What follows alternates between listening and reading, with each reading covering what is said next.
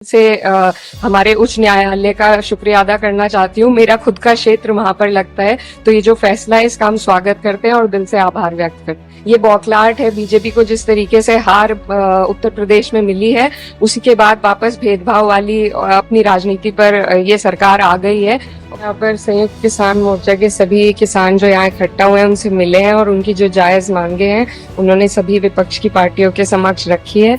और हम लोगों की यही कोशिश रहेगी कि इकट्ठे होकर हम पार्लियामेंट में किसानों को इंसाफ दिला सके और जो उनकी डिमांड है एमएसपी की गारंटी की, उसके लिए हम सरकार को मजबूर कर सके। पालन पोषण होता है, हमारे यहाँ पर भी कई मिल हैं जहाँ पर लगातार पेमेंट भी नहीं 14 दिन की हो पाती है और सरकार ने यहाँ तक कहा था कि अगर 14 दिन की पेमेंट ना हो पाए तो उस पर भी ब्याज मिलना चाहिए, लेकिन ना ब्याज मिलता है, ना पेमेंट मिलती है, ना गारंटी मिलती है। तो जिस तरीके से सरकार ने इस बात को लेकर, क्योंकि बहुत चिंता का विषय था, आप आइडेंटिफाई करके एक्सक्लूड नहीं कर सकते हैं लोगों को, ये तो फिर से अनटचेबिलिटी पे हमारा देश जा रहा था। तो मुझे बहुत खुशी है और मैं दिल से हमारे उच्च न्यायालय का शुक्रिया अदा करना चाहती हूँ। मेरा खुद का क्षेत्र वहां पर लगता है, तो ये जो फैसला है इसका हम स्वागत करते हैं और दिल से आभार व्यक्त करते हैं। लेकिन सरकार से कहा जाता है कि विपक्ष पर राजनीति ना करेंगे तो हम व्यवस्था के लिए करते हैं। देखिए, अर्थव्यवस्था के लिए हमें और भी बहुत सारे तरीके हैं और आज से पहले ऐसा कभी नहीं हुआ गया।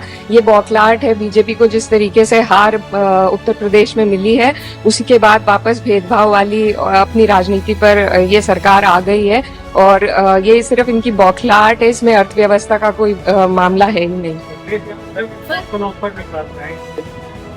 हाँ देखिए, मैंने पहले भी कहा था कि दिल्ली को लखनऊ रास नहीं आ रही और उसके तहत बहुत सी राजनीति हमारे प्रदेश में चल रही है, तो अभी ये तो देखने को मिलेगा कि क्या होता है। जी, हम यहाँ पर संयुक्त किसान मोर्चा के सभी किसान जो यहाँ इकट्ठा हुए हैं उनसे मिले हैं और उनकी जो जायज मांगे हैं उन्होंने सभी विपक्ष की पार्टियों के समक्ष रखी है।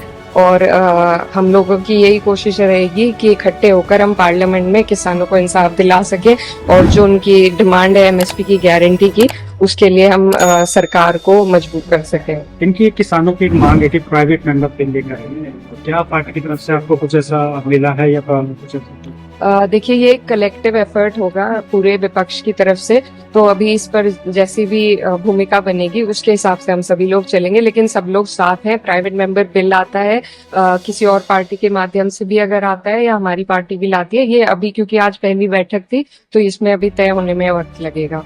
देखा कि ये लंबे समय से मांग तो चली आ रही थी कि सरकार ने पूरा नहीं किया, बिल्कुल बेहद बहुत बड़ा अन्याय है और सरकार जो है चुनाव के वक्त बड़े बड़े वादे अपने मैनिफेस्टो में करती है, लेकिन जब बात पूरी करने की आती है तो इसी तरीके से जो किसान है उन्हें ठगा जाता है। और इसमें कोई इतना बड़ा तिजोरी या खजाना किसान नहीं मांग रहे हैं, अपनी एमएसपी की गारंटी मांग रहे हैं और इसी से किसान के घर का पालन पोषण होता है।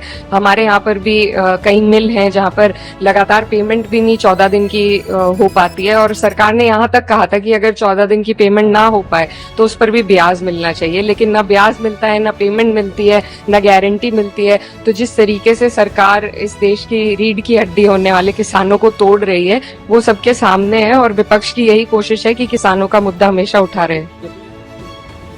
सम्मान नहीं दे रहे, सम्मान कर रहे हैं किसानों।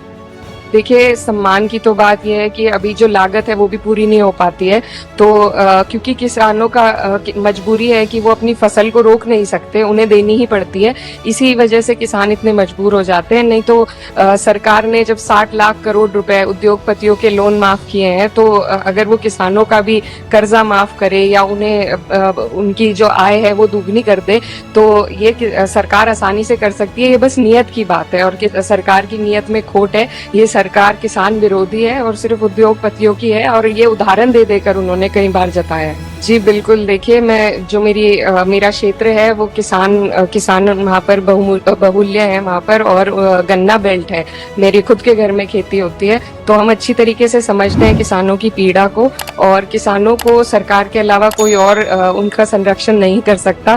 तो सरकार को अपनी जिम्मेदारी से अब मुंह नहीं फेरना चाहिए और ये जिम्मेदारी समझकर किसानों का संरक्षण करना।